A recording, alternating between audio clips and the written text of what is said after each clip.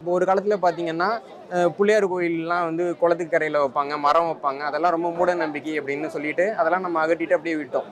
இப்போ வந்து குளமும், நீர்நிலைகள்லாம் ஆக்கிரமிக்கப்படுறப்போ, முன்னாடி குளம் இருந்தப்போ 4 பேர் கேள்வி கேட்கறதுக்கு வந்தாங்கப்பா. இப்ப இல்லன்றப்போ, அப்போ வந்து யார நம்ம முட்டாள்ன்னு நெனச்சோமோ, அவன் பண்ணது புத்திசாலித்தனமா தெரியுது இல்லைங்களா?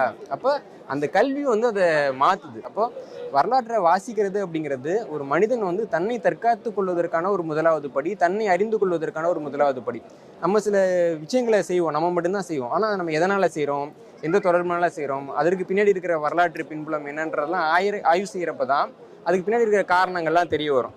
ஒரு சமூகத்தில் நம்ம பொறந்திருக்கிறோம்னா, அந்த சமூகத்தினுடைய வரலாற்றை தெரிந்து கொள்வது என்பது, நம்மை நாம் தற்காத்துக் கொள்வதற்கான ஒரு முன்னெச்சரிக்கை நடவடிக்கை. நம்ம மட்டும் அத பண்ணலன்னா, உலகத்துல இருக்கிற எல்லா பழியையும் கொண்டு வந்து நம்ம கணக்குல எழுதிருவாங்க. நீங்க தாங்க இந்த தப்பு பண்ணீங்க, நீங்க தாங்க அந்த தப்பு பண்ணீங்க அப்படின்ட்டு அவங்களே ஒரு புத்தகம் போட்டு, அத வந்து சான்றாதாரமா காட்டி, அவங்க வந்து ஒரு மேடையில பேசி, நம்ம வரலாறு இன்னொருத்தவங்க பேசிட்டு இருக்கக்கூடிய நிலைமை வந்து அந்த இனத்துக்கு ஏற்படும். அதுதான் இன்னைக்கு தமிழ் இனத்துக்கு நடந்துகிட்டு இருக்கு.